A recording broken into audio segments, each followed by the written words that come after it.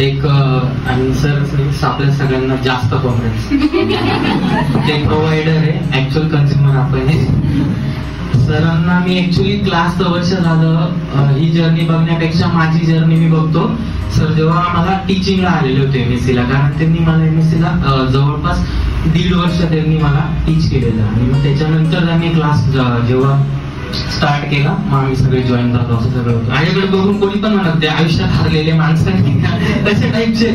कारण एक त्याच्या मागे कारण आहे ना, का आपण जेव्हा BSc ला घेतो, मला पर्सनली वाटतं की खूप कमी लोक आहेत की जे जेन्युअनली इंटरेस्ट आहे म्हणून BSc देतात आणि मॅक्झिमम लोक असे आहेत की तिकडून तिकडून काही नाही भेटलं किंवा काही दुसरी प्रिपरेशन करता करता BSc करू असं म्हणून येतात आणि नंतर मग ठीक आहे BScच होऊन जातं असं जे असेल ते. पण मग BSc करताना आहे ना, सगळ्यात पहिली गोष्ट जी आपल्याला अशी खटकते किंवा आपल्याला माहित नसतं ते आपले करिअर प्रॉस्पेक्ट सगळ्यात बेसिक. पण हे बेसिक सांगणारे आहेत ना, हे भेटतच नाही कोणी. म्हणजे लिटरली मी आणि सुषमा मला मी नेहमी बोलतो आणि मला हे नेहमी आठवतं माझ्या डोळ्यासमोर आहे की आम्ही MSc स्टार्ट झाल्या आम्ही दोघे असे आम्ही जस्ट असे लिटरली असे हंटिंग मोड मध्ये होतो की कोणीतरी भेटेल की ज्याला आम्ही जस्ट विचारू की बाबा आम्हाला नेट काढायची, नेट क्लिअर करायची. इनफॅक्ट आम्हाला चेहरे पण माहित नव्हते दोघांना काय कोणालाच माहित नव्हती, पण आम्हाला जस्ट नेट माहित होतं आणि आम्हाला एक माहित होतं की फील्ड मध्ये आता जे काही आहे ते नेट आहे, काहीतरी ऐकलेलं आहे, जस्ट प्रेस्टिजियस एक्झाम आहे, समथिंग काहीतरी करिअर ऍस्पेक्ट एक्झॅक्टली तर काहीच माहित नव्हतं.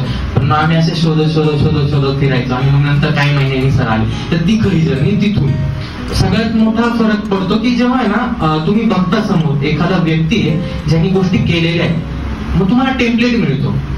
एक असतं की एक तिसरा व्यक्ती जो सांगतोय त्याने स्वतः कधी केलेलं नाही पण तो सांगतोय की तुम्ही हे करू शकता, आणि एक असा व्यक्ती का ज्याने तिथून चाललेला ज्याला रस्ता माहिती आहे आणि तो तुम्हाला म्हणतो की मी गेलेलो आहे, मी तुला सांगतो कसं जायचंय. हा फरक आहे. आणि टीचर जो म्हणतो ना आपण, ऍक्च्युअल मराठीत मला जास्त गोड शब्द वाटतो तो मराठी किंवा संस्कृतमध्ये गुरु, मला तो शब्द जास्त आवडतो. का लिटरली गुरु, शिक्षक म्हणजे कोणीतरी शिकवतोय तो शिक्षक. मी तुम्हाला जर एखादी छोटीशी गोष्ट शिकवली तर शिक्षक, पण गुरु कशाला म्हणतात की तू मेंटॉर तसा.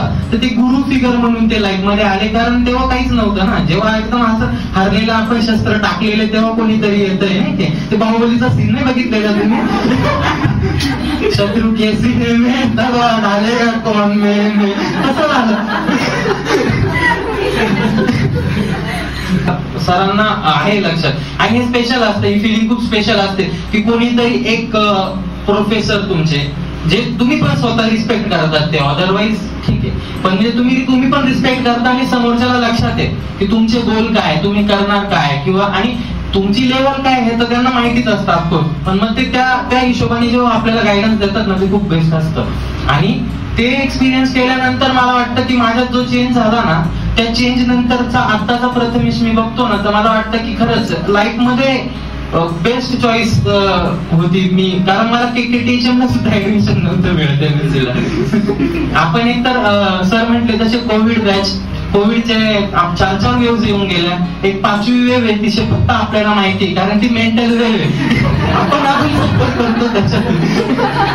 त्या वेळेमधला मी पण मग त्या वेळेच्या नंतर म्हणजे असं मी एक्सपेक्ट नव्हतं केलेलं आणि एकदम अनएक्सपेक्टेडली असं कोणीतरी भेटलं की ते खूपच जास्त ओव्हर क्वालिफाईड होतं आणि त्या व्यक्तीने दाखवलं की ठीक आहे हा वे आहे, तुम्हाला हे करिअर प्रॉस्पेक्ट्स आहेत. आणि त्याच्यानंतरून जो तुमच्यामध्ये चेंज होतो. आणि मग सरांनी जेव्हा क्लास स्टार्ट केला सगळ्यात जास्त हॅपी नक्कीच म्हणजे मी तर होतो की यार माझ्या मनात खूप मनात होतं की सरांनी क्लास करत चालू, पण काय म्हणणार आहे सर टीचिंग करतायत ना, आपल्याला पण माहिती वेळ नाहीये, पण मग जस्ट कसे तरी प्रसंग जुळून आले चांगल्यासाठी किंवा वाईटासाठी माहित नाही, पण मला खूप आवडलं सरांनी क्लास स्टार्ट केला.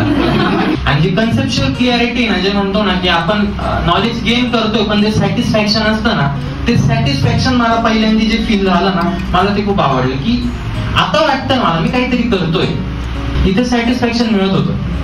आणि मग हळूहळू आता जस्ट वर्ष होत आलं, मी जवळपास काहीतरी 7-1 महिने कन्सिस्टंटली स्टडी केला आणि फॉर्च्युनेटली ह्या अटेम्प्ट मध्ये माझी JRF पण निघाली. म्हणजे हे म्हणजे काय म्हणता एक अनएक्सपेक्टेड होतं. इनफॅक्ट हे ड्रीमच म्हणेल मी. इथपर्यंत जे झालं ते चांगलं झालं, अजून खूप काही अचीव्ह करण्यासारखं बाकी आहे. असंच आपण सगळे करणार पण आहे, फक्त जस्ट कन्सिस्टंट राहा, हार्डवर्क करा. एक म्हणजे टॅलेंट काही नसतं, सगळे म्हणजे वाटतं आपल्याला, पण एका पॉईंट नंतर टॅलेंट वगैरे सगळं काही कामाचं नसतं. शेवटी हार्डवर्कच करावं लागतं. सगळे टॅलेंटेड बसलेले असतात. इव्हन इथं आल्या सुद्धा फील होतं की अरे यार बरेच टॅलेंटेड लोक आहेत. आपण ज्या टप्प्यात होतो तिथं कोणी नव्हतं, इथे बिग फिश खूप आहेत. तुम्हाला वाटतं की आपण पण सगळे असेच करू, अजून बरंच काय अचीव्ह करू स्वतःच, आणि आपला हे रूट आहे जिथून आपली बिगिनिंग झाली त्या ह्या क्लासचं DIBA, आपण याचं सगळ्या दोन्हीचं पण नाव मोठं करू नक्कीच असं मला वाटतं. आणि मी तरी प्रॉमिस करतो की मी काहीतरी नक्की असं करेल की तुम्हाला प्राऊड वाटेल की हा माझा स्टुडंट आहे म्हणून. आणि मला पर्सनली मला स्वतःला खूप अभिमान आहे की मी तुमचा पहिला स्टुडंट होतो तेव्हा सुद्धा, जेव्हा तुम्ही कॉलेजमध्ये टीचिंग स्टार्ट केली आणि आता सुद्धा जेव्हा क्लास स्टार्ट केला, मी हे कधीच विसरणार नाही. आणि मला वाटतं मी आता पुश करेल स्वतःला या फील्डमध्ये, काहीतरी मी अचीव्ह करेल.